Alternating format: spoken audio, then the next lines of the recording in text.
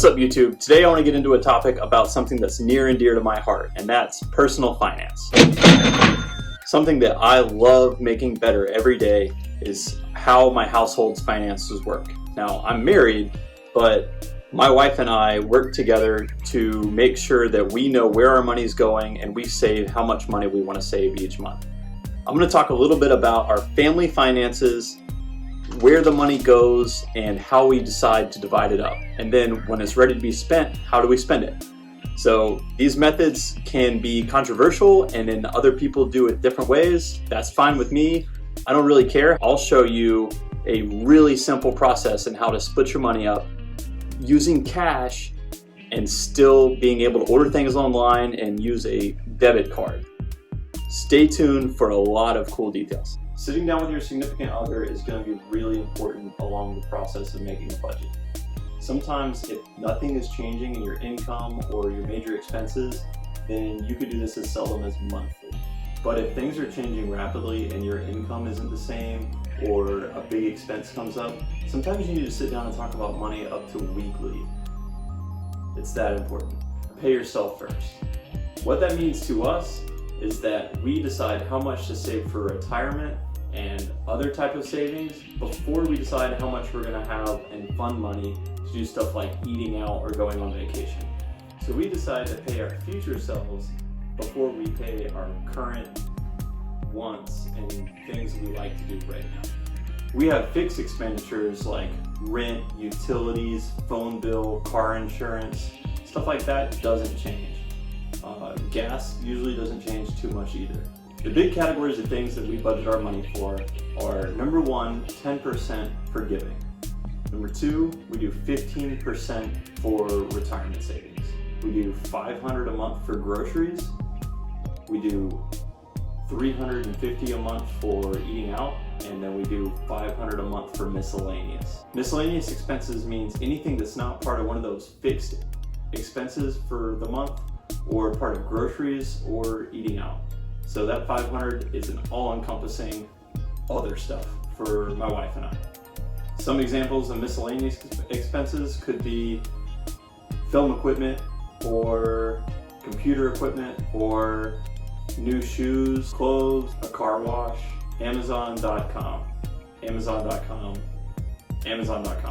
lots of those. The good thing about our budget categories is that if I have $500 for groceries and we only spend $450, then I will allow myself $50 extra the next month. So I can either have $550 for groceries the next month, or I can have $500 for groceries and then take that $50 and put it somewhere special, like a vacation savings account or in Robinhood or Webull.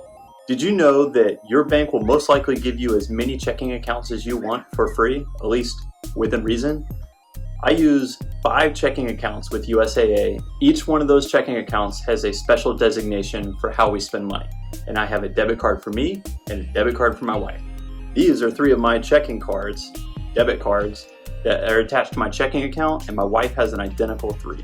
We label the back of them so that we can see what to use this card for anytime we pull it out of the wallet or she pulls it out of her purse.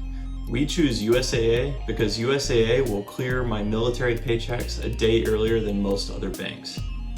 One for our incoming pay when we get our paychecks, one for our groceries, one for eating out, one for miscellaneous, basically all other spending, and then one for giving. Anything we want to donate comes out of a checking account, we can write a check for that, and it's completely separate at the beginning of the month. We have a systematic contribution set up to automatically transfer the agreed upon amount into that account. We can keep track of our checking account balances live anytime with our mobile banking apps on our phones. Just in case, each of those checking accounts has a $100 savings account attached to it as like a sidekick, and it is set up for overdraft protection. The 15% of my income that I contribute to retirement goes into a Roth IRA. I choose a Roth IRA because not only will I not see any capital gains tax on any of those contributions throughout the years until retirement, I won't pay income tax on the amount that I withdraw out of that account.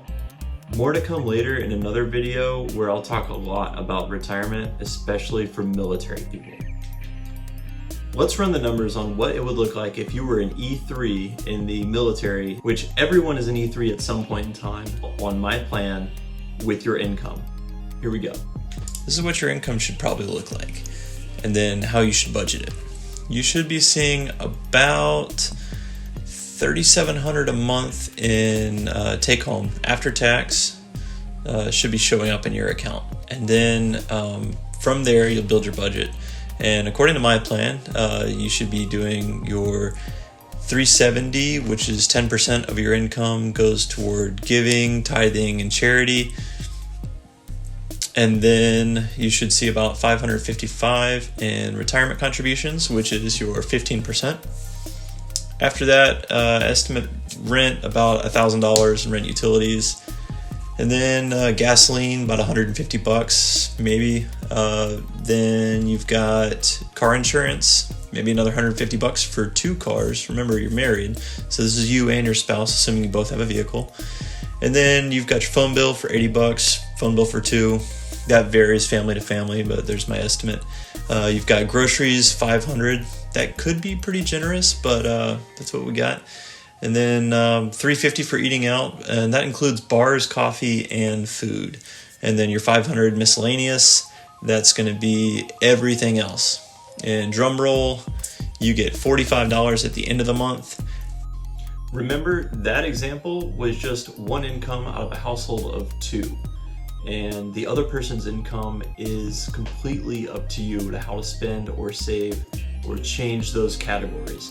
I just wanted to prove to you that my income budgeting strategy can be done on even an E3 income, which everyone is at some point in time. I was an E3 when I first joined the military, and no one stays an E3 forever. Your income grows the longer you stay in. Well, that about takes care of it for today on a military household budget.